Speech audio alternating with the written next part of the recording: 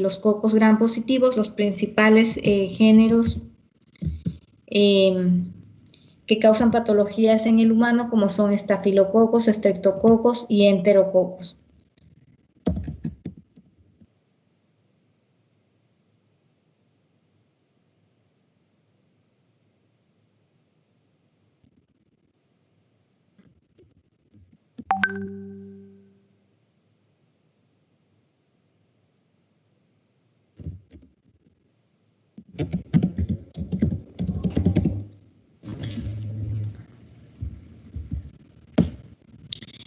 Chicos, otra cosa por indicarles,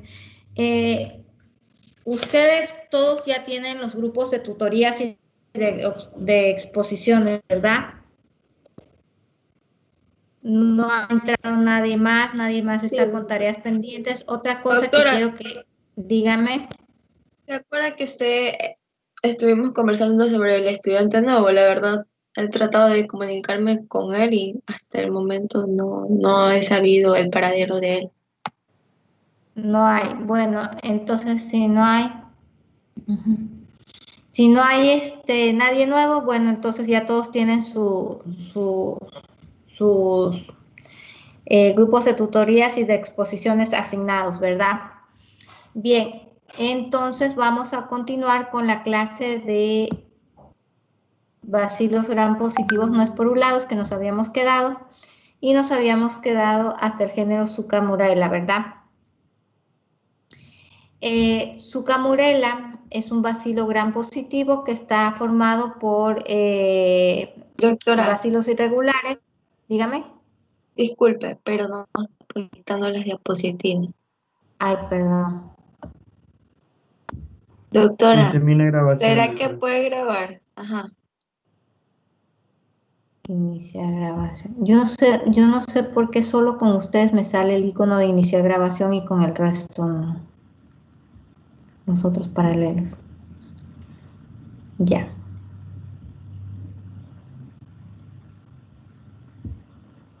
Listo. Ahí pueden ver. Sí, doctora. Bien. Entonces, Zucamurella, como les dije, son bacilos irregulares, gram positivos, con también se observan como ácidos resistentes débiles o variables, ¿sí? Inmóviles y aerobios. De acuerdo a estas colonias, mientras más tiempo de incubación tienen, ¿sí? En el agar sangre, como pueden ver, tienen esta estructura, esta característica de las colonias medio cerebroides, sí, característico de este género. ¿Cuáles son los efectos sobre la salud humana? Causa enfermedades en personas inmunodeprimidas. Las infecciones se han relacionado con neumonías, neumopatías crónicas, inmunodepresión como tumores, leucemias, infecciones de VIH e infecciones posoperatorias. En el diagnóstico de laboratorio, las características macroscópicas y microscópicas de la cepa aislada, vemos que el crecimiento de la cepa después de las 72 horas en placas de agar sangre es donde vamos a ver esas colonias típicas de ellas. Una colonia de la cepa después de 72 horas, un crecimiento de ese tiempo de incubación. La tinción de Gram se recomienda realizarla después de las 48 horas de incubación, y podemos ver los bacilos alcohol ácido resistentes después de las 48 horas. Para eso se recomienda, no lo vamos a poder observar con la tinción de Gram, los bacilos alcohol ácido resistentes, sino se recomienda hacer la tinción de Kinju o la tinción de Ciel-Nielsen. Las fuentes y prevalencias son principalmente saprófitos ambientales presentes en el suelo, en el agua y en la espuma. Sus vías de exposición se pueden transmitir mediante el agua de consumo, también por medio de instrumentos como catéteres o por medio de lesiones. Y en el tratamiento tenemos la streptomicina en asociación con la daxona o el trimetoprim sulfametosazol. En cuanto a gordonia, Estas pueden aislarse de varias fuentes ambientales, en especial del suelo o de agua dulce o salada. Son actinomicetos aerobios parcialmente ácido resistentes que son productoras de catalasas ramificadas filamentosas. Son fragmentados en bacilos y cocos. En cuanto a su patogenia, se consideran que se adquieren por inhalación. Son patógenos oportunistas, sus infecciones se dan en individuos inmunodeprimidos. Causan infecciones cutáneas como una enfermedad pulmonar también crónica, sepsis asociadas a los catéteres, infección de heridas y bacteremias. Entre las especies de Gordonia, las principales que están más asociadas a humanos tenemos la rubripertinta, la sputi y la Polysoprenovarins, siendo la rubripertinta, que estas son las bacterias no es móvil, no genera esporas, parcialmente ácido alcohol resistente y produce una micobactina. En las patogenias se encuentran en el suelo, en hábitats acuáticos, también son asociadas con enfermedades humanas y animales, y las enfermedades que puede ocasionar como un agente oportunista, puede ocasionar una enfermedad pulmonar crónica o también infecciones de heridas por medio de la utilización de catéteres. En cuanto al diagnóstico del laboratorio, ella va a crecer bien en medios de agar sangre cordero, en agar chocolate, en el agar glucosado, y luego se puede realizar la tinción de Gram para observar sus colonias después de las 48 horas que nos habían sugerido. Entonces, Gordonia son bacilos cortos inmóviles, como ustedes pueden ver aquí en la tinción de Gram, algo pigmentadas, sobre todo la Gordonia sputi, muestra colonias lisas, mucoides y adherentes al medio, y la Gordonia bronchialis, que presenta colonias secas y sobrelevadas. Tenemos también a otro género como es el Mobiluncos, ¿sí? Esta es una bacteria curva, se los considera gram positivos porque poseen paredes de los gram positivos, mayor cantidad de peptidoglucanos, carecen de endotoxinas, son sensibles a la vancomicina, a la clindamicina, a la eritromicina y a la ampicilina, pero son resistentes a la colistina. Son móviles, poseen de 4 a 8 flagelos lofótricos subpolares, son anaerobios estrictos de lento crecimiento y no formadores de esporas. En el diagnóstico, el cultivo se realiza en agar sangre o medios de cultivos con antibióticos para barrer la otra microbiota. La muestra recomendada es a partir de la muestra vaginal y se incuban en anaerobiosis por lo menos 10 días para tener el crecimiento. Nosotros teníamos como parte de la microbiota normal en cantidades pequeñas a Gardnerella vaginalis, ¿sí? Pero Gardnerella vaginalis es un agente causal, sobre todo está asociada a las vaginosis bacterianas, sobre todo en mujeres en edad adulta, en edad reproductiva. Esta vaginosis bacteriana es causada por el complejo gamma y el complejo gamma lo constituye Gardnerella vaginalis, mobiluncos y anaerobios, ¿sí? Entonces, por eso, para el diagnóstico siempre vamos a ver, ¿se acuerdan que yo les había dicho que en vaginosis bacteriana nos caracterizamos por ver las células epiteliales deformados sus bordes y tachonadas con cocos gram negativos y también con los mobiluncos? Entonces, agente causal de vaginosis bacteriana, el tratamiento que se debe emplear, metronidazol oral y vaginal, ampicilinas, clindamicinas, evitar los coitos anovaginal y usar el preservativo durante 2 semanas mientras se hace el tratamiento. La prevención es evitar el uso de tampones, usar ropa interior preferiblemente de algodón y no tener múltiples parejas sexuales. Otro género que tenemos es el Arachnia. Característica esa disposición de los bacilos no esporulado, formación de granos microaerófilos anaerobios, forma parte de la microbiota normal del tracto digestivo y es considerado un oportunista cuando atraviesa o se da la ruptura de las barreras.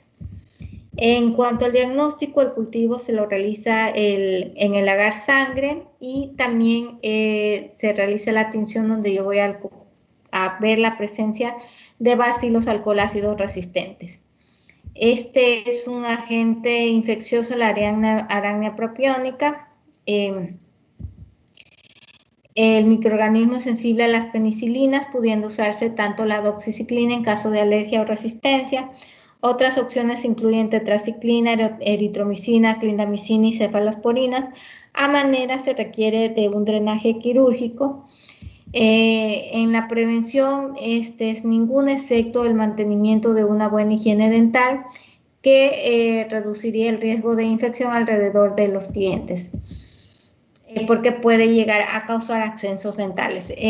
Actinobacillus, ¿sí? En cuanto a sus características, es un bacilo gram positivo, anaerobio facultativo, con un aspecto macroscópico de sus pequeñas colonias grisáceas parecidas al género Streptococcus y a su morfología en la tinción de Gram. Forma un tipo de, parecidos a un tipo de Corynebacterium, lactobacillus. No es infrecuente considerarlo como microbiota normal saprófita o un contaminante. En cuanto a su morfología, es ligeramente curvada, a veces ramificada y no forma esporas. Es una bacteria inmóvil que no hemoliza el agar sangre y el resultado de la prueba de la catalasa es negativo. ¿Qué infecciones puede ocasionar? Infecciones urinarias, infecciones cutáneas, bacteremias, endocarditis, osteomielitis vertebral y accesos intradurales. En cuanto a su patogenia, forma parte de la microbiota geniturinaria normal, se ha relacionado principalmente con infecciones del tracto urinario, pero también se ha aislado de otras localizaciones como en sepsis de origen urológico, espondilocitis, infecciones de piel y tejidos blandos e incluso se han descrito casos de endocarditis. ¿Cuál es su tratamiento? En su diagnóstico, el cultivo requiere ser incubado en atmósferas de CO2 y puede crecer también mejor en anaerobiosis. Para la identificación se pueden recurrir a los métodos mediante las PCR, la secuenciación del 16S-ARN, el ribosomal, o por el método proteómico como es el MALDI-TOF que es el equipo de espectrofotometría de masas. En cuanto a su tratamiento, es sensible a amoxicilina, clavulónico, a cestresona, a vancomicina, a doxiciclina y a clindamicina. El otro género que tenemos, que es Arcanobacterium, que yo les había dicho que es un agente causal también de faringitis de tipo bacteriana, sobre todo asociado más en adolescentes. Este es un bacilo gram positivo, ligeramente curvo, con los extremos puntiagudos, aerobio, anaerobio facultativo, inmóvil. No forma esporas ni produce catalasa, no hidroliza la esculina, ni la urea, ni la gelatina. En cuanto a sus características de cultivo, es un microorganismo que crece bien en agar sangre, incubado a unos 35 grados centígrados durante 48-72 horas en atmósferas ricas en CO2, donde forma generalmente colonias pequeñas de 0.1 milímetros a las 24 horas y 0.5 milímetros a las 48 horas. Están rodeadas por una estrecha banda de beta-hemólisis, ¿sí? Pero si yo empleo la sangre humana, la sangre de caballo, voy a ver una hemólisis mucho más grande, propia, denominada como sacacorcho.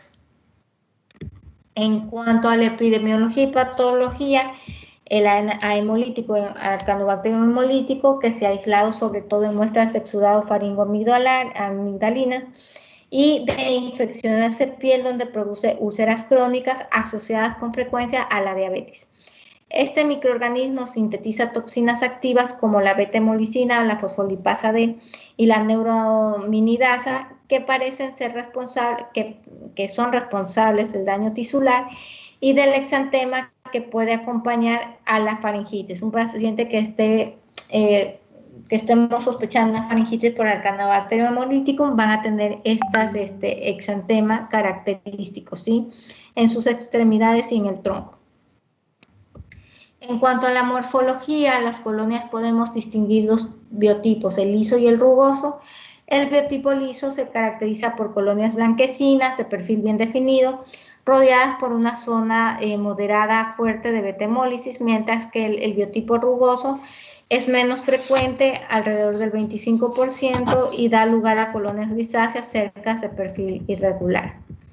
En el diagnóstico microbiológico, este cultivo debe hacerse generalmente en agar sangre, mejor si es la sangre de caballo o la sangre humana, como les había indicado, e incubarlo a 35 grados centígrados en una atmósfera rica en CO2 durante un periodo de tiempo de 48 a 72 horas.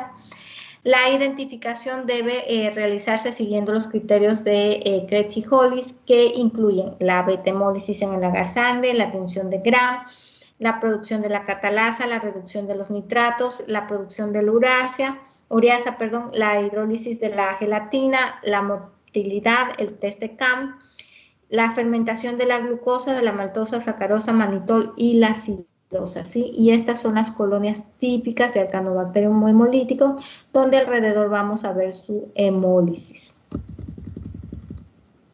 Bien, y eso en cuanto a los bacilos gram positivos no esporulados.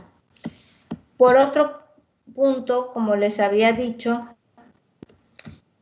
dentro de los cocos gram positivos, dentro de los 3 principales géneros que están asociados a infecciones en el ser humano,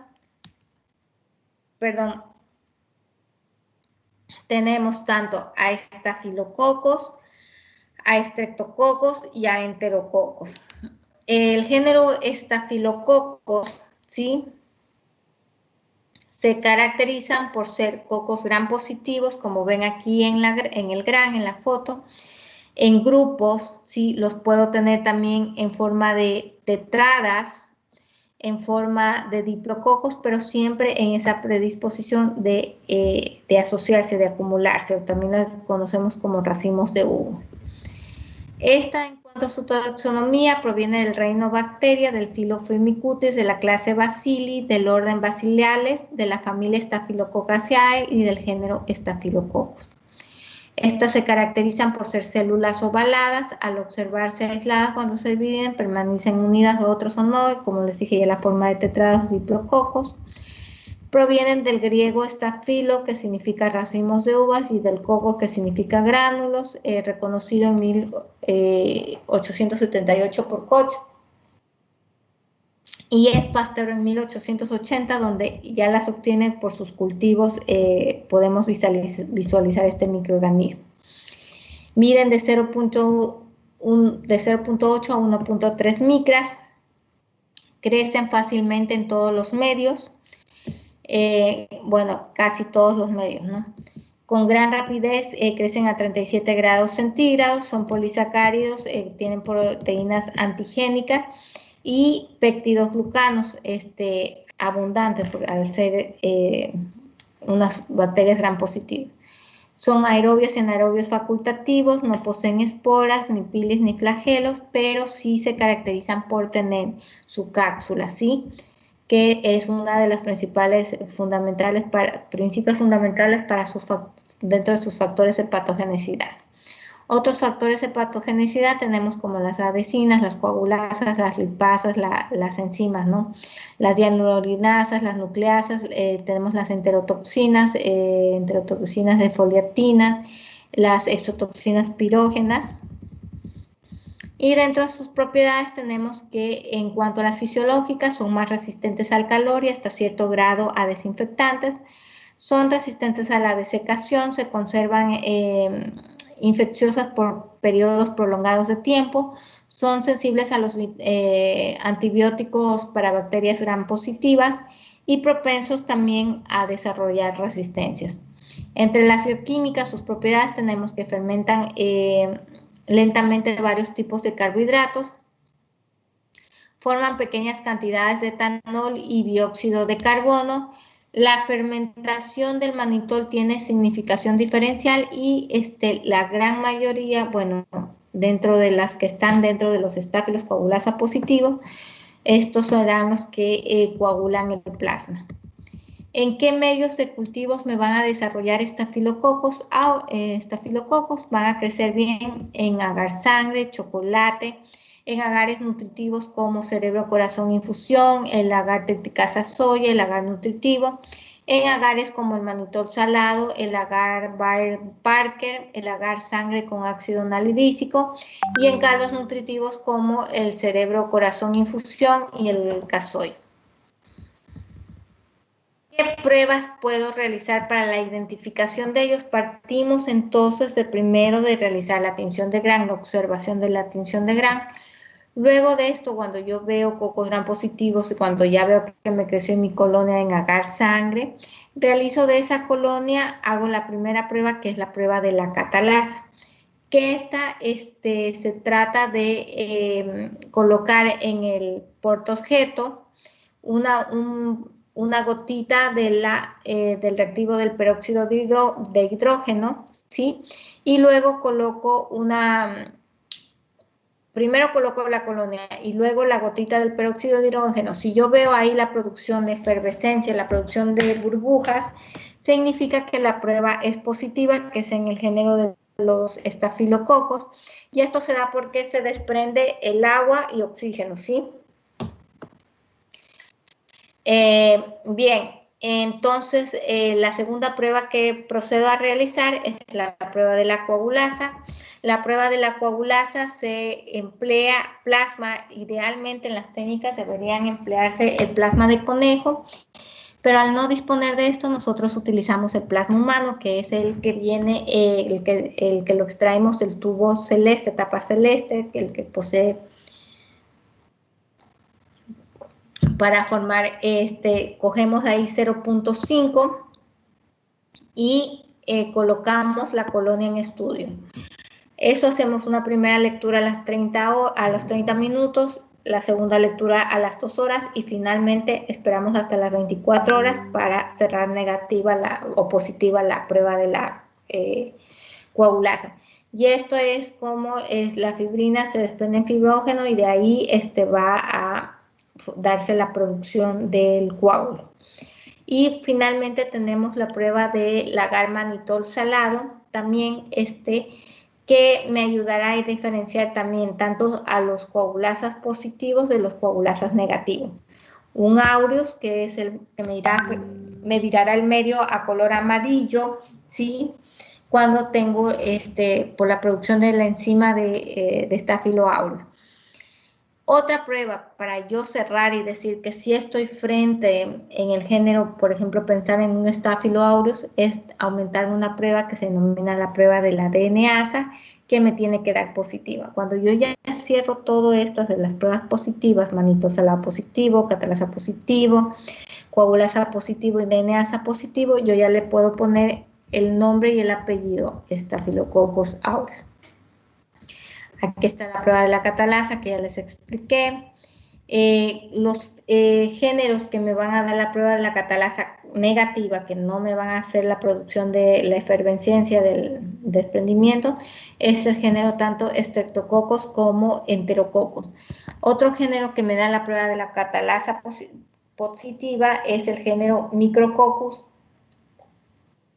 que también lo tengo como microbiota habitual, inclusive de la piel, de mucosas, y que también me dará la prueba de la catalasa positiva. La disposición de micrococcus son cocos gram positivos en tetradas. Ya expliqué la prueba de la coagulasa, que convierte el fibrinógeno en fibrina, lo que da lugar a la producción del coágulo, ¿sí? La prueba del manitol, que sirve para detectar si los gérmenes son capaces de fermentar el manitol, liberando productos ácidos que serán detectados gracias al indicador que posee el medio, que es el rojo de fenol, que cambiará al color amarillo. Aquí pueden observar, sobre todo en Staphylococcus aureus, que me vira el medio, me lo acidifica, y epidermidis mantiene los otros coagulases negativos, el medio tal cual es. En cuanto al género, existen 48 especies, de las cuales 3 son de importancia médica, de más importancia médica, como son aureus, epidermidis y saprofíticos. Aquí podemos ver los tipos de estafilococos, sí, la gran mayoría. Staphylococcus aureus, que es el coagulasa positivo, el resto todos son estafilococos coagulasas negativos. Como vemos, la gran mayoría están colonizando al cuerpo humano, pero dentro de los que son capaces de ocasionar enfermedades comúnmente tenemos estafilosaurios, epidermidis, saprofíticos, haemolíticos y ludinensis, ¿sí? Otros que estarán colonizando y que son infrecuentes o son de forma rara que puedan llegar a ocasionar patologías. Entonces, ¿cuál es el hábitat natural? Se encuentran en piel, objetos, aire, suelos, agua, leche, estafilococos aureus, microbiota habitual sobre todo, de piel, de mucosas, de fosas nasales y cavidad orofaringe, ¿sí? Las infecciones por estafilococos en partes del cuerpo distintas de la piel son muy poco frecuentes, pero los ambientes calurosos, húmedos contribuyen a estas infecciones, ¿sí? Si estamos sospechando de infecciones cutáneas, vamos a ver cuando tenga los síntomas como rojo intenso, calor o escozor, inflamación o dolor, sí, ya debería estar pensando que puede ser un estáfilo el agente causal.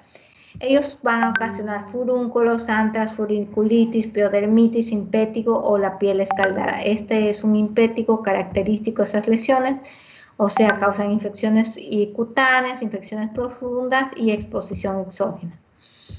También suelen causar, sobre todo estafilosaurios, infecciones, intoxicaciones alimentarias, estas infecciones, por la causa más común es como le dije, la toxinfección.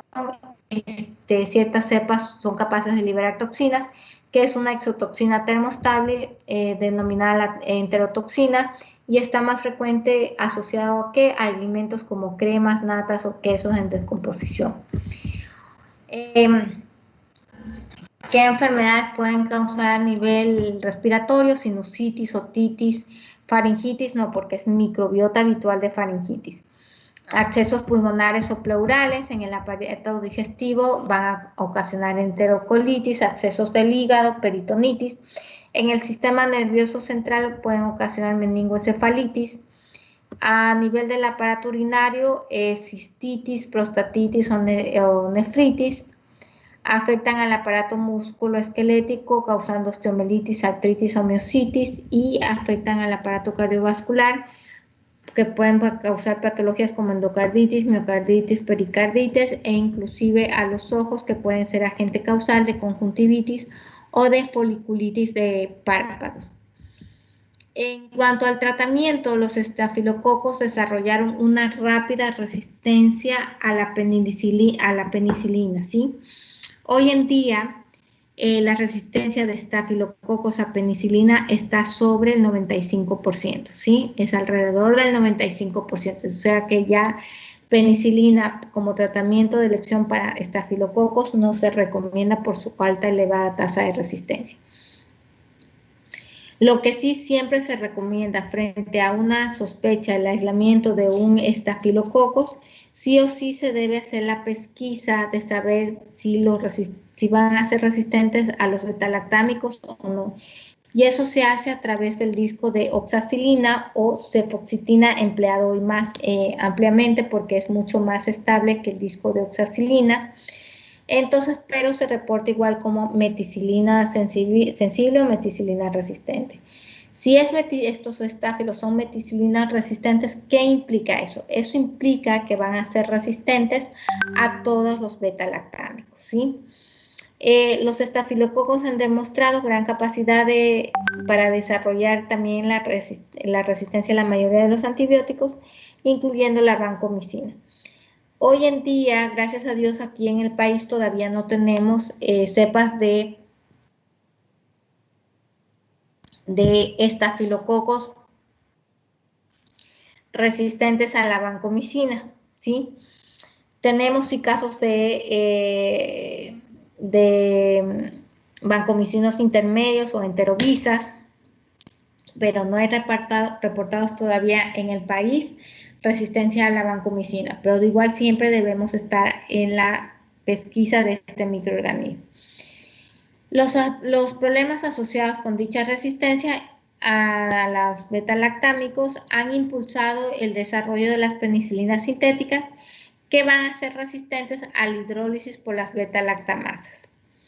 La utilización de anticuerpos monoclonales en humanos dirigidos frente al sitio de la unión de las proteínas para los estafilos aureus meticilinos resistentes como factor de agregación. ¿Cuál es la prevención frente a para Staphylococcus aureus que se sugiere? Principalmente limpieza sin desinfección, la higiene de manos frecuentemente, tratar la limpieza de todas las heridas de forma séptica y la colonización persistente en la nariz por este microorganismo y sobre todo meticilino resistente. Yo puedo hacer la descolonización a través del empleo de la mupirocina de manera nasal, sí, o más que antibióticos orales. Y cuando a mí me interesa hacer esta pesquisa de saber si yo estoy colonizado o no por Staphylococcus aureus meticilino resistente, es sobre todo cuando los pacientes van a ser intervenidos quirúrgicamente en operaciones de corazón abiertos o a nivel de mediastino, y también pacientes que van a ser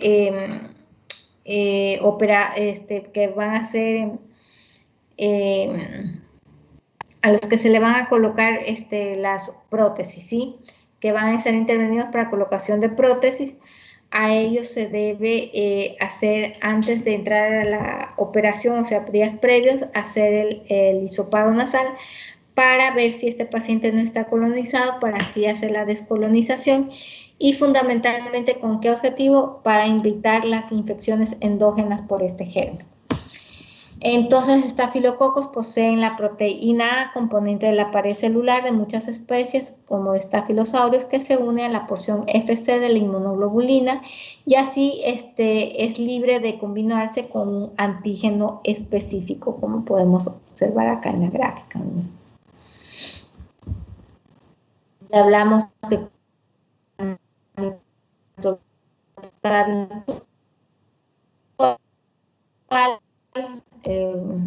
los staph, estos de genitourinario en hombre y mujer, y todos forman para el de piel y mucosas, ¿sí? Staphylococcus aureus, también conocido como el estafilococo dorado, pero hay que recalcar que no siempre, que no es fijo que todas las colonias de estafilococos vayan a ser amarillas, por eso le dicen color dorado, sino que puedo tener inclusive colonias blanquecinas como las que observan acá de Staphylococcus aureus, ¿sí? Por eso siempre ver el grano. Ya vimos que produce una amplia gama de enfermedades que van desde infecciones cutáneas y de las mucosas relativamente benignas hasta las enfermedades de riesgo vital. Staphylococcus aureus, aquí vemos otra foto del limpético que ocasiona. ¿Y cuáles son los factores de virulencia? Esto es importantísimo de Staphylococcus aureus. Así tenemos que dentro de los componentes de la estructura principalmente tenemos la cápsula, que esta va a inhibir la quimiotaxis y la fagocitosis, así como la proliferación de las células. El peptidoglucano inhibe la fagocitosis, la proteína A inhibe la eliminación mediada por anticuerpos al unirse a los receptores FC de la inmunoglobulina G. Dentro de las toxinas tenemos a las citotoxinas, que son toxinas para leucocitos, eritrocitos, macrófagos, plaquetas y fibroblastos. Las toxinas exfoliativas, que rompen los puentes intercelulares del estrato granuloso de las epidermis. Las enterotoxinas o superantígenos, que estimulan la liberación de mediadores inflamatorios en los mastocitos, aumentando el peristaltismo intestinal y la pérdida de líquido, aparición de náuseas y vómitos.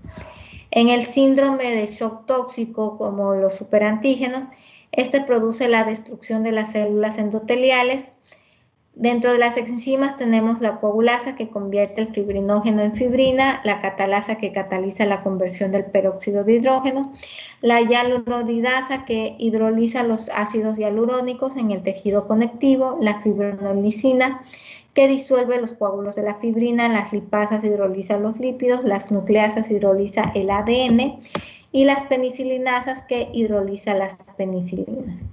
Aquí ya vemos la prueba de coagulasa que ya hablamos, Staphylococcus epidermidis, también cocos gram positivos en grupos, catalasas positivos, termonucleasas negativos y sobre todo son coagulasas negativas.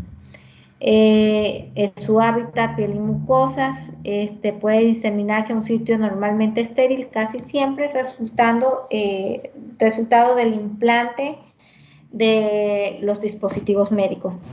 La diseminación de persona a persona en los hospitales puede provocar la colonización de los pacientes. Otro mecanismo de transmisión se puede obtener en una herida, ya que es un microbiota normal. ¿Cuáles son las infecciones que puede ocasionar esto? Están más asociadas a infecciones de catéter, a infecciones de implantes de prótesis e infecciones de heridas. También pueden ocasionar cistitis, septicemias, endocarditis y endoftalmitis. Cistitis yo lo cogería con pinzas porque tendría que ver una buena clínica, cerrar todo, de estar seguro en un examen de orina normal, un físico-químico y sedimento, que corrobore que hay la presencia de bacterias, que corrobore que hay la presencia de inflamación, ¿sí? Y de ahí sí ver si sea el patógeno, pero tengo que ver cuál es el foco, si de qué más estoy sospechando, porque si no lo consideraría como un contaminante. En cuanto a todas las infecciones que me puede ocasionar, tengo también otros estáfilos coagulasa negativos como hemolíticos y luminantes, que son microbiota normal de piel, y que podrían confundirse con epidermidis, pero que también pueden llegar a causar patologías. Saprofíticos, ya habíamos visto que también está microbiota habitual de la piel humana y de las mucosas, en el aparato genitourinario, tanto de hombres como mujeres. Puede causar una enfermedad por la introducción en el aparato urinario estéril y no es considerado agente de infecciones nosocomiales. Entonces, es no formador saprofíticos de cápsulas, no formador de esporas, es inmóvil, ¿sí? Y está asociado sobre todo a infecciones de tracto urinario en mujeres y a uretritis en varones. Por eso siempre se recomienda que, como una medida profiláctica para evitar este tipo de infecciones de vías urinarias, después del coito, orinar para así barrer con la microbiota que ese rato esté colonizando. Las pruebas igual que para todos los estafilococos, ¿sí? Y eso en cuanto a los géneros de estafilococos. Chicos, ¿están ahí todavía? Sí, doctora. Sí, doctora.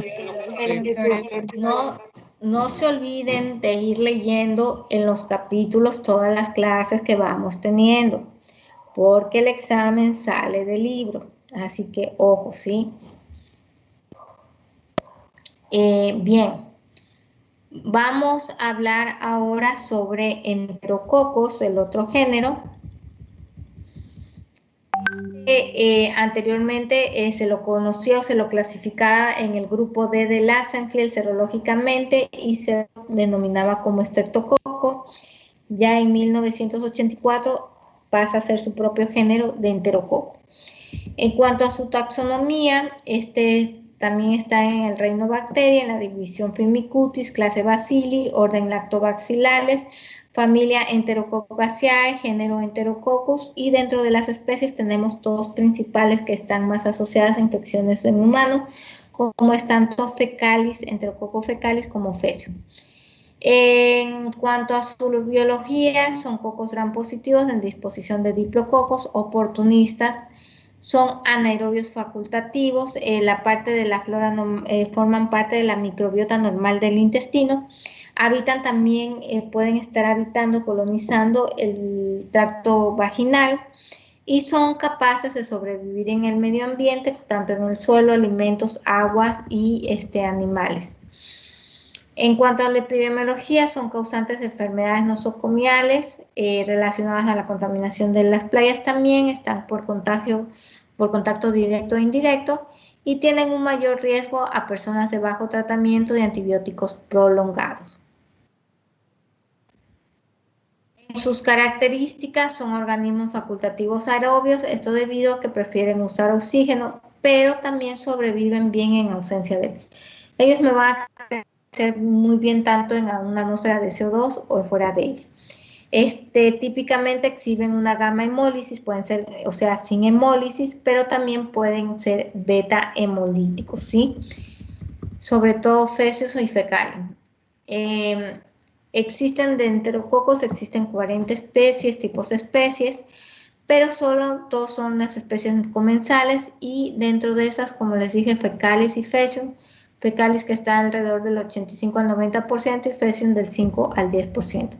Tenemos otras especies importantes como Gallinarum y Caseliflavus, todavía estos son importantes porque tienen su característica principal que ellos ya intrínsecamente, naturalmente, genéticamente, ya tienen la resistencia a la vancomicina.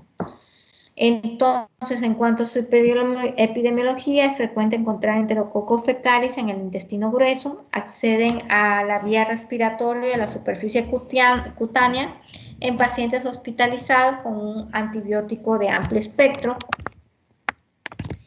Lo que les había dicho que tanto Gallinarum y Caseliflavus son resistentes a vancomicina. ¿Qué patologías puede ocasionar enterococos? Bacteremias, endocarditis, infecciones de aparato urinario, infecciones de herida. En las enfermedades clínicas, los sitios más afectados, la vía urinaria, el peritoneo y el tejido cardíaco. Las infecciones por enterococos son especialmente frecuentes en pacientes con catéteres intravasculares o sondas urinarias, pacientes ingresados durante mucho tiempo y pacientes que han recibido antibioterapias de amplio espectro. Puede originar endocarditis por medio de bacteremias, ¿sí? Entonces es considerado como tercer agente causal de bacteremias. Endocarditis es segundo agente causante de infecciones de vías urinarias, también pueden llegar a ocasionar meningitis, infecciones de heridas, sobre todo postquirúrgicas. Los factores de virulencia, ¿cuáles son? Producción de hemolicinas y gelatinasas, resistentes a la acción fagocítica por las proteínas superficiales, y tienen una alta conjugación plasmídica. En cuanto al diagnóstico, crecen con facilidad en los medios no selectivos como el agar sangre y el agar chocolate. ¿Sí? Sus colonias son incoloras, grises, de 2 a 3 milímetros a los 2 días de incubación.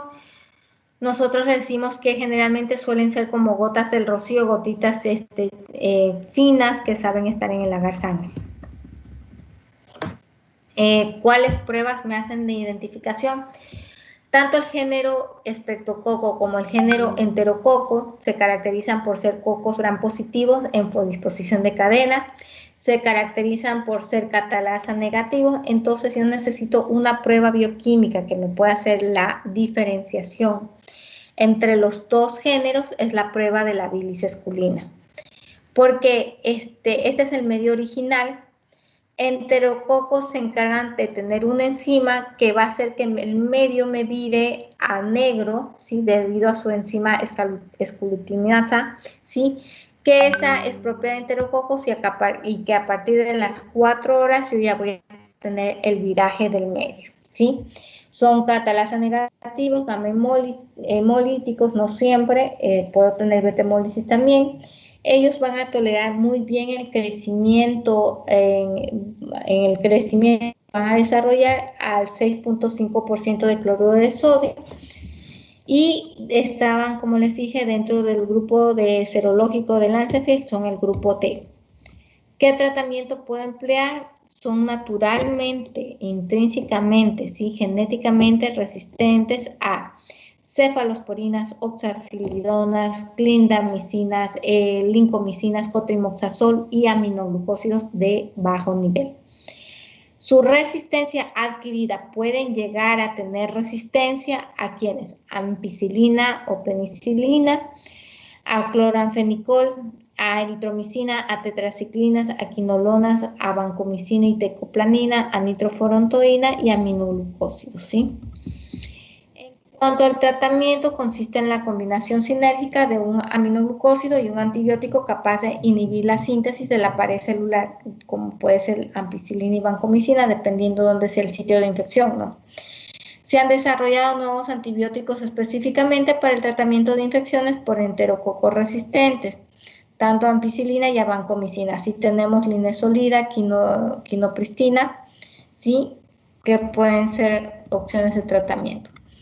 En cuanto a la prevención y el control, se debe hacer el uso razonable del tratamiento antibiótico, aislamientos de los pacientes infectados, uso de guantes y batas por parte de cualquier profesional de la salud que esté en contacto con el paciente. Entonces, ¿cuál es la importancia en la salud pública?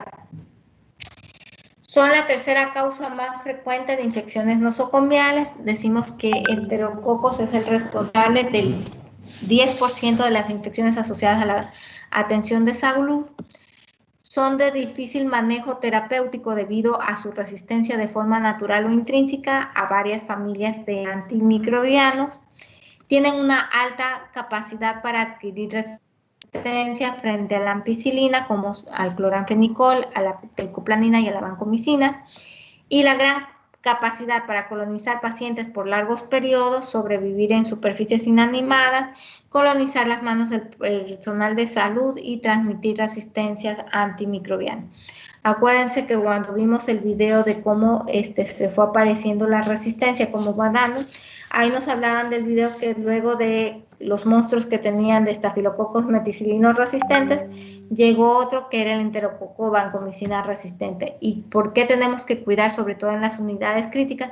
Si yo tengo un paciente que está sumamente grave con un estafilococo meticilino resistente, donde su única opción de tratamiento era la vancomicina, si era una bacteremia, si yo tengo un enterococo de un paciente dando vuelta a vancomicina resistente, yo sí o sí debo de cuidar a mi paciente, hacer un corte bien hecho para evitar que ese enterococo se pase al otro paciente, pues ya sea por medio de plásmidos o transposones, que generalmente suelen ser las manos del personal o los fomites, o sea, en cuanto a limpieza y desinfección.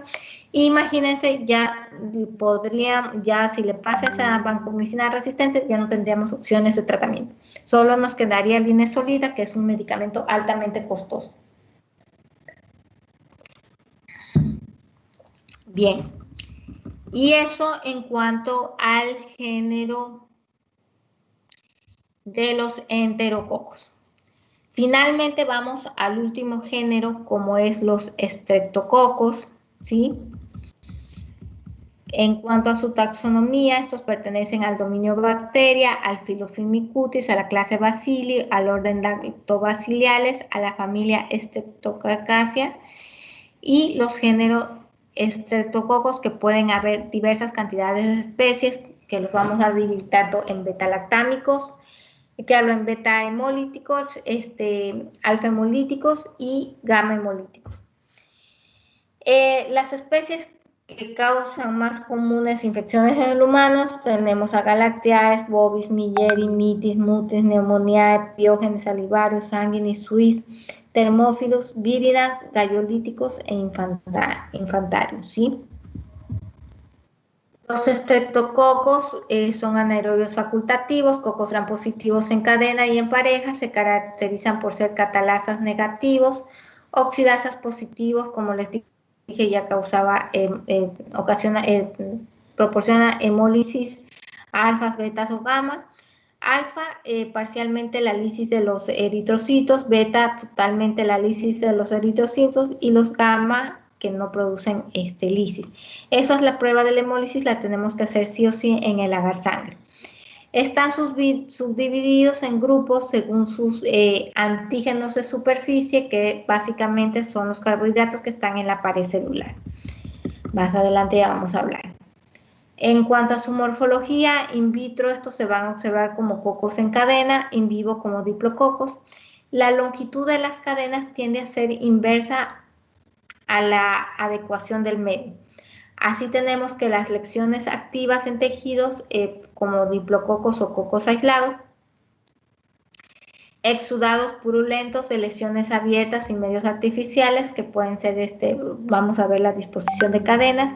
Sí o sí, lo que sí se recomienda siempre para poder visualizar más es emplear, realizar las tinciones de Gram de los medios líquidos, que pueden ser los medios de enriquecimientos como los caldos, ¿sí? Ahí podemos observar de mejor forma su morfología en la tinción de Gram. Las especies conocidas de estreptococos que producen enfermedades en humanos son a la cabeza estreptococos del grupo A o estreptococos piógenes, que se causa, el agente causal principal de la faringoamigdalitis, también causan infecciones en piel, puede estar como microbiota habitual también en piel y causar impéticos. Estreptococos del grupo B o beta-hemolíticos también, que son Streptococcus galactiae, agente causal sobre todo productor de meningitis en neonatos y trastornos del embarazo en la mujer. Tenemos el neumococo, que es el Streptococcus pneumoniae, que es la principal causa de neumonías asociadas a la comunidad. Streptococcus viridans, que dentro del grupo de Streptococcus viridans son causa principal de endocarditis, sobre todo, y excesos dentales. Dentro del grupo viridans tenemos al Streptococcus anginosus, al Streptococcus mitis, al sanguinis, al mutans y al salivarius, y que dentro de estos Streptococcus mutans es el agente causal principal de las caries, ¿sí? Y tanto Streptococcus viridans, el grupo de Streptococcus viridans como Streptococcus pneumoniae son los que producen alfa-hemólisis. La clasificación de los estreptococos, de los patógenos estreptocócicos, así tenemos que de acuerdo a la clasificación de Langenfeld, que es una clasificación serológica, se basa en la estructura de los carbohidratos de la pared de la bacteria, tenemos en la bioquímica va a ser Streptococcus pyogenes, serológica el grupo A y patrón de hemólisis beta-hemolíticos.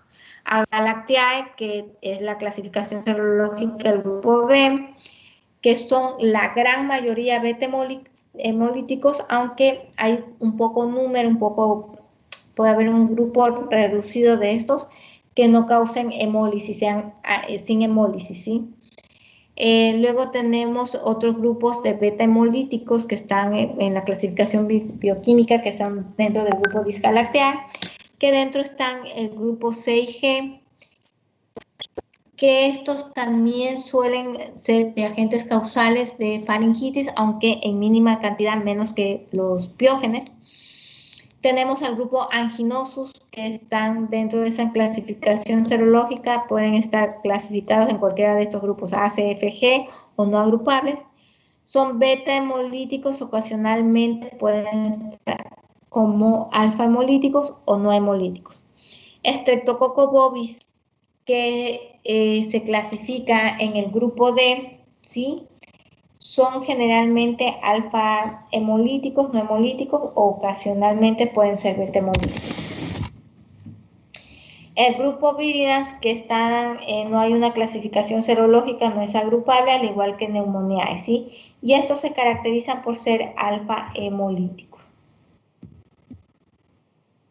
Aquí tenemos a Rebecca Klein-Langenfeld, que fue el creador de estos grupos serológicos. Estos estreptococos beta-hemolíticos, que están divididos en grupos inmunológicos por sus antígenos de la pared celular o de la cápsula, como sucede en el caso de estreptococos grupo B, fundamentalmente por los carbohidratos de la pared. Algunas especies no son agrupables, ya vimos que dentro de estas son el Pneumoniae y viridans. Algunas especies pertenecen a varios grupos y en grupos pueden tener diferentes especies, ¿sí? Aquí vemos los principales serogrupos, ¿sí? Y qué patologías van a ocasionar, qué patologías pueden ocasionar. Entonces, el serogrupo A, que el antígenos, que son grupos específicos de la pared celular. Este posee la rhamnosa N-acetilglucosamina y que generalmente suele ser agente causal de faringitis, amigdalitis, escarlatinas, erisipelas, impéticos, celulitis, secuelas no supurativas, que dentro de estas están tanto fiebre reumática como glomerulonefritis. El serogrupo B, que tiene como antígeno del grupo específico de la pared la rhamnosa glucosamina. Esto va a ocasionar corionitis, sepsis puerperal y neonatal y meningitis neonatal. El grupo C, que también posee la rhamnosa N-acetilgalactosamina. Estos provocan infecciones respiratorias altas. El grupo D, que tienen el ácido glicerol teicoico, que ocasionan infecciones tanto del tracto genitourinario, heridas y endocarditis. Y acuérdense que el grupo D, aparte de Streptococcus está principalmente el Enterococcus. El grupo G, que tiene como antígeno del grupo específico de la pared celular la rhamnosa galactosamina, y esta ocasiona también infecciones respiratorias altas, celulitis y sepsis. Aquí tenemos algunos de los, repetimos, de los grupos. ¿Cuáles entonces son los estreptococos agrupables? El A, el B y el D, que son los más frecuentes. Biógenes, Agalactiae y Enterococos o Streptococcus bovis, y los menos frecuentes, que dentro de este está el grupo Disgalactiae, y que son agentes causales CF y G, que son agentes causales también de faringitis en menor cantidad. Dentro de los no agrupables, como ya les dije, teníamos tanto Streptococcus pneumoniae y Streptococcus viridans. Acuérdense que en cuanto a la alfa-hemólisis se refiere a una lisis parcial de los eritrocitos, por ende yo voy a ver una coloración verdosa.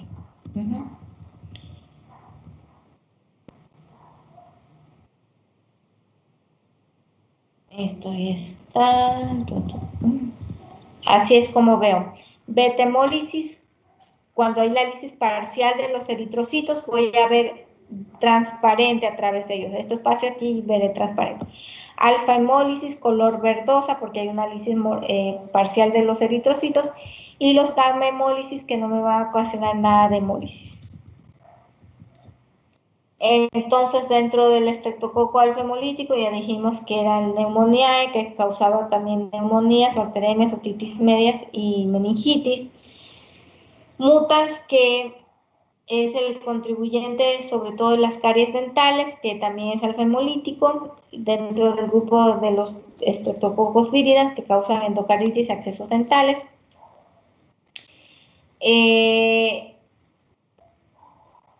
Otros que pueden dar una alfa-hemólisis, tenemos Streptococcus thermophilus, que están usados en la manufactura de algunos quesos y yogures. Streptococcus constellatus, que es un patógeno humano ocasional, notable como colonias con crecimientos en agar sangre, ¿sí? Y tiene su olor característico a caramelo. Los beta-hemolíticos, que dentro de este está el grupo A, que era el Piógenes, ¿sí?, que causa infecciones estreptocócicas, faringitis estreptocócicas, fiebres reumáticas, fiebres escarlatinas, glomerulonefritis, inclusive las fascitis necrotizantes.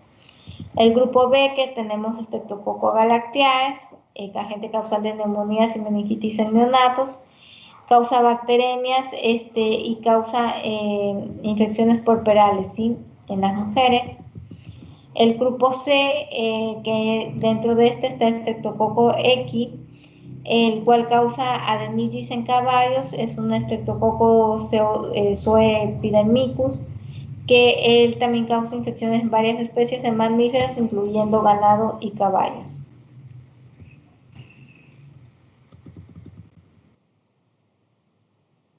Tenemos al grupo D, que ya habíamos hablado, que antes era considerado como Streptococcus, pero luego ya tuvieron su propio género, como son los enterococos. En cuanto a la patogenia de Streptococcus pyogenes, es la especie más importante en el hombre, causa tradicional de la faringitis supurativo no invasiva y del impétigo en la piel.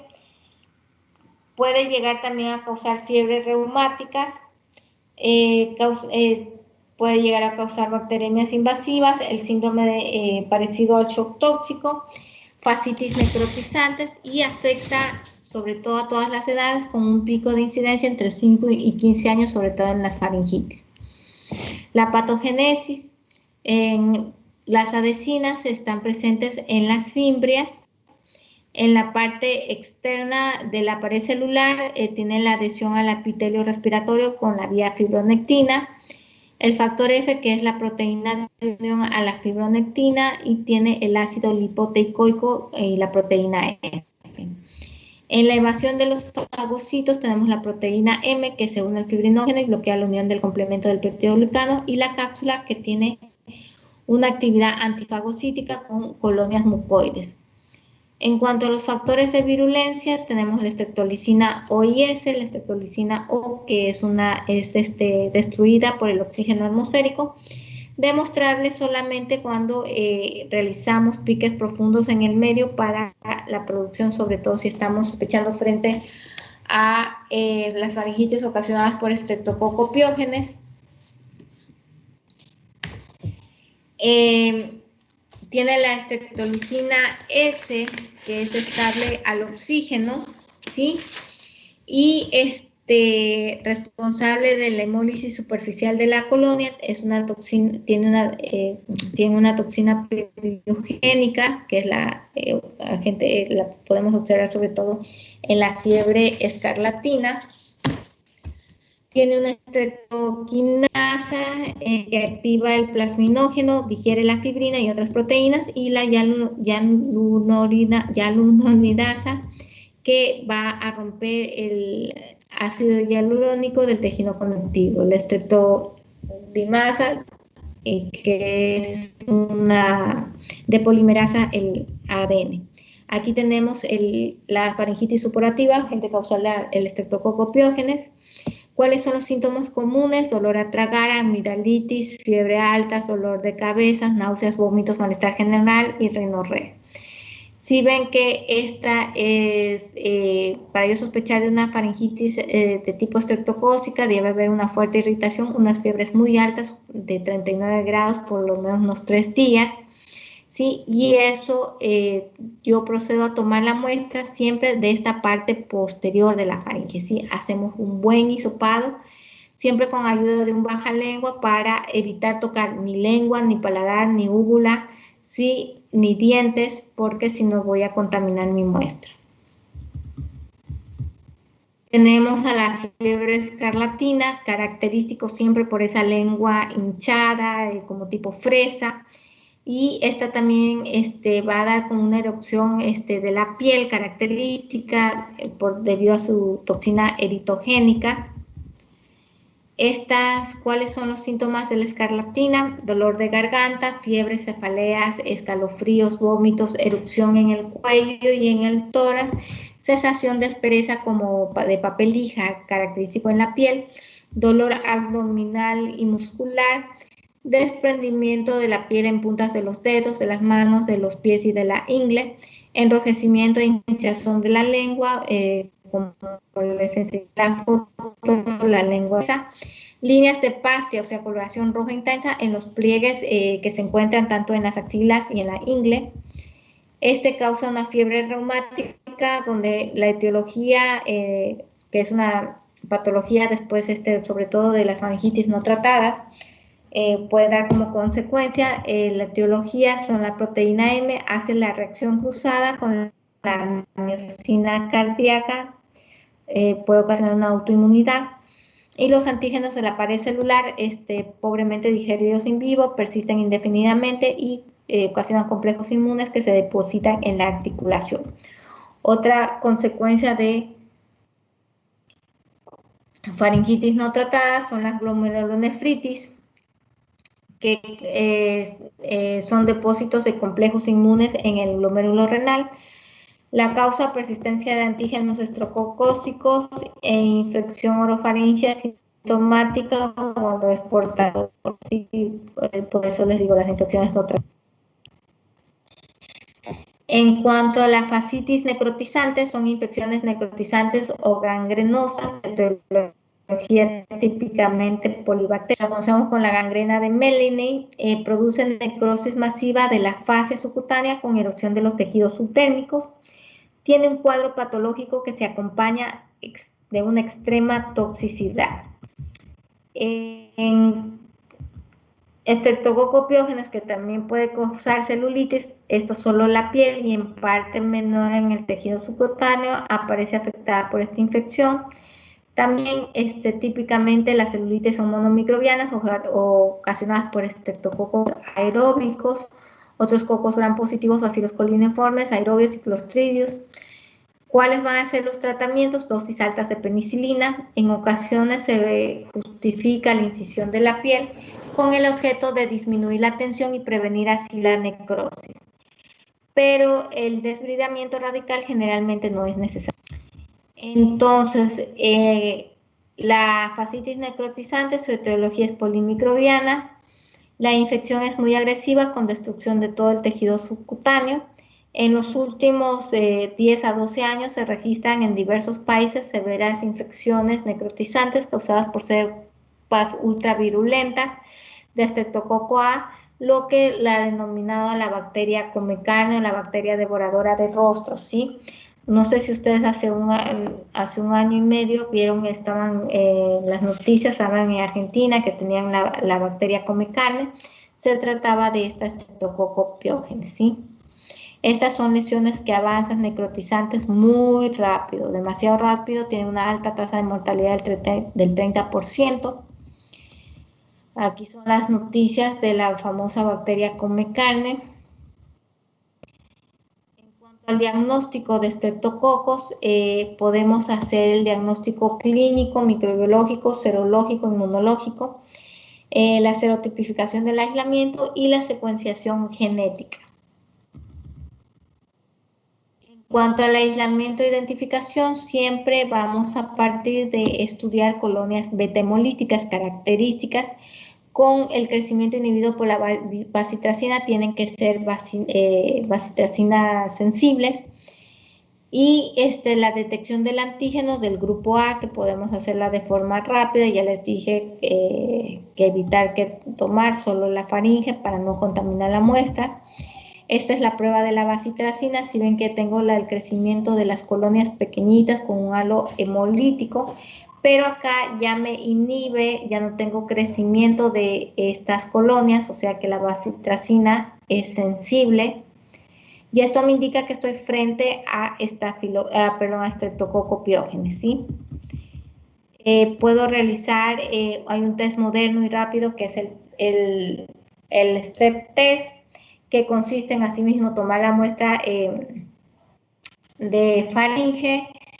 Como es un método inmunológico, lo coloco en un tubo de ensayo donde él te va a reaccionar el antígeno del estreptococo con el anticuerpo, ¿sí? Y me dará esta prueba rápida. Tendré en 10 minutos frente a tener que realizar el cultivo, pero de ley lo voy a tener que realizar porque tengo que probar el antibiótico. Sigue siendo el antibiótico de elección para faringitis, penicilina. A nivel mundial hasta ahora no hay resistencia de Streptococcus pyogenes a penicilina, ¿sí? Pero hay que considerar que pueden haber pacientes alérgicos, ¿sí? Entonces otra opción sería clindamicina y eritromicina. Eritromicina sobre todo para las respiratorias, clindamicina para piel y partes blandas. El diagnóstico post-infeccioso, ¿sí? En cuanto a la serología, se da por la presencia de anticuerpos de streptolicina O, importante para determinar si hay secuelas clínicas. Tenemos Streptococcus agalactiae del grupo B, ¿sí? Que causaba meningitis neonatales, septicemias, fiebre puerperal, ¿sí? La transmisión, sobre todo en Agalactiae, es a nivel de la forma vertical por el canal del parto, es ahí donde se coloniza. Por eso siempre se recomienda en el control del embarazo hacer a las 35-37 semanas de gestación un cultivo introito vaginal para la pesquisa de Streptococcus agalactiae. y así evitar, sobre todo si las mujeres dan parto normal, se colonice el niño y vaya a traer secuelas, ¿sí? Consecuencias después, como la meningitis neonatal. Por eso siempre hacerlo como cultivo de rutina, protocolo en gestantes de 35 a 37 semanas, porque durante el parto ya pueden ir haciendo el tratamiento. En los síntomas tenemos distrés respiratorio, apneas, taquipneas, neumonía, shock. Diagnóstico, ¿cómo va a ser de esto? Las colonias beta-hemolíticas, veo una estrecha hemólisis, no tanto como las de Piógenes. La hidrólisis del lipurato, la reacción del CAM, ya la van a ver más adelante. Veo las colonias, si ven qué lindas características, cocos gram positivos en cadena. Y esta es la prueba característica de CAM de Streptococcus galactiae. Esta es la cepa de Staphylococcus ATCC en estudio, que es la 25923, pero la TCC control, ¿sí? Y esta es la colonia en estudio, que estoy sospechando de un cambio. Hago aquí una línea perpendicular. Si yo veo, si ven esta punta de flecha característica, yo digo que estoy frente a un Streptococcus galactiae. ¿Se acuerdan que cuando vimos a Listeria, ellas realizamos la prueba de CAM, pero veía en cambio como una cabeza de fósforo? Esa era característica de Listeria. Sí, aquí si ven, esta es una prueba negativa, no veo la producción de la punta de flecha. Otra prueba para el diagnóstico de Streptococcus galactiae es la hidrólisis del lipurato, que debe de ser positiva. Aquí tenemos, bueno, esto ya no, porque ya lo vimos en enterococos. Tenemos también Streptococcus anginosus y milieri, que estaban dentro de los Streptococcus viridans, ¿sí? Y los Streptococcus viridans, como ya les dije, hay diversas especies que forman a este grupo, dentro del grupo de Streptococcus viridans, generalmente asociados a infecciones orales, a caries dentales, tienen una alfa-hemólisis y negativos para otras pruebas, no son agrupables en la clasificación de Langenfeld, y incluye Streptococcus mutans, que pueden causar endocarditis y la extracción dental. La prueba de la catalasa en este género van a ser catalasa negativos. Tenemos Streptococcus pneumoniae, ¿sí? Lindo, precioso, si ven cómo se ven las características, ellos se caracterizan por ser cocos tipo lanceolados, si ven alargados, característico de Streptococcus pneumoniae. Veo la reacción inflamatoria. Acuérdense que yo les dije que era agente causal de neumonías, sobre todo asociadas a la comunidad.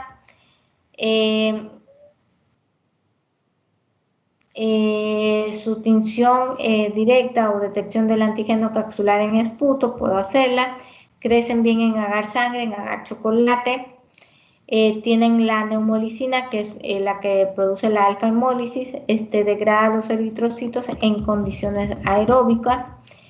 ¿Cuál es su patogenia? Neumonías, otitis medias, bacteremias y meningitis.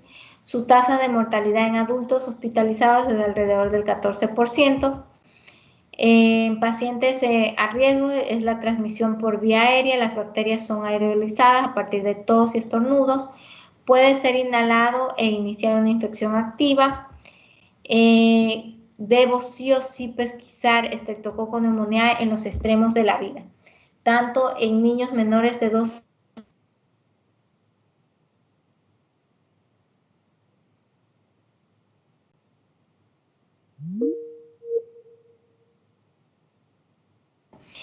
niños cuidados en guarderías a contraer esta infección, pacientes con infección por el virus de inmunodeficiencia humana o anemias falciformes. Ellos poseen una autolicina que se identifica por su solubilidad en la bilis.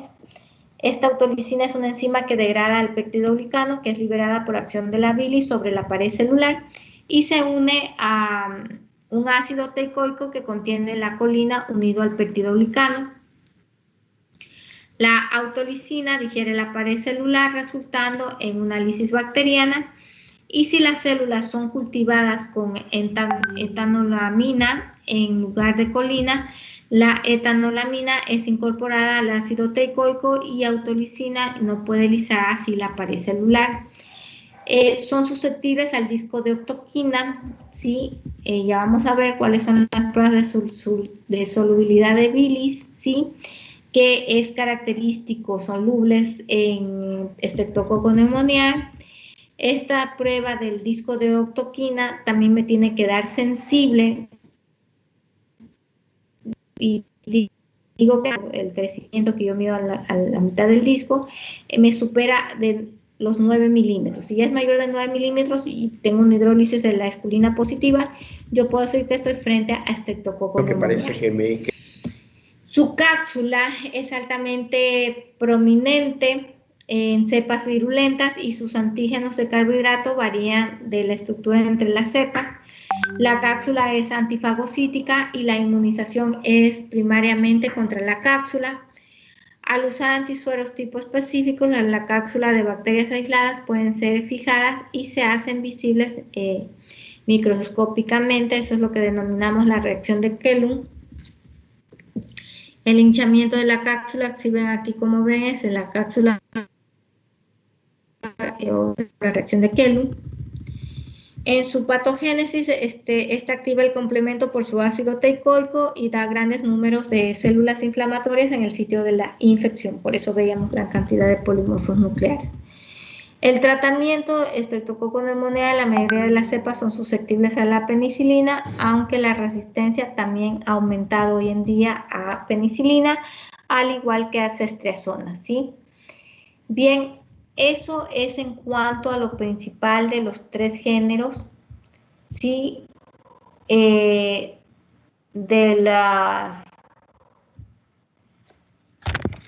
los agentes causales principales de cocos gram positivos que causan patologías en el humano.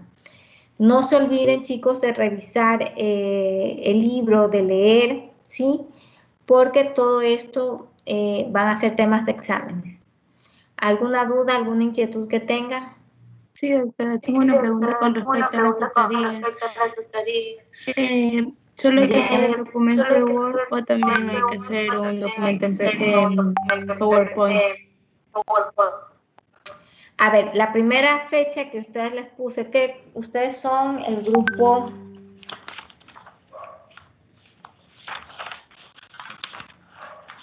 B de la malla nueva.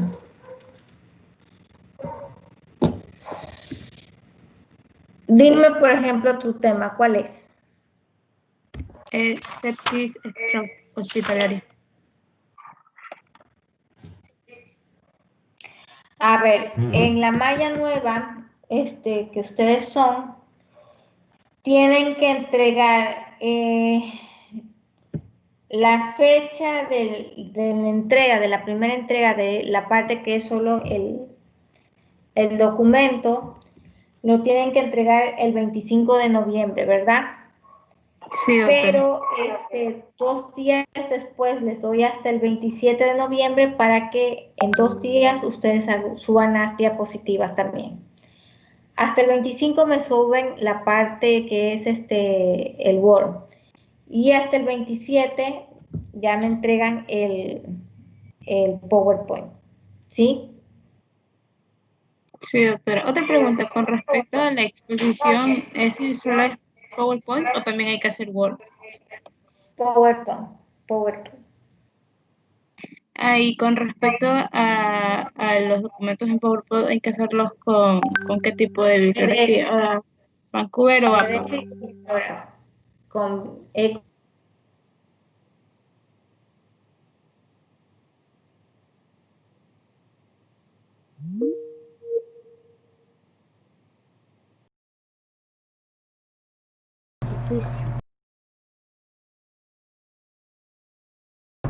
Buenos compañeros, se fue la luz por mi casa, así que super mega F. Igual ya había acabado, así que todo bien, todo Belén, todo Belén. Creo que aquí acaba la grabación. No saldrá lo que preguntaron sobre la exposición, así que sorry. Aquí termina la grabación. Está muy mal. Adiós.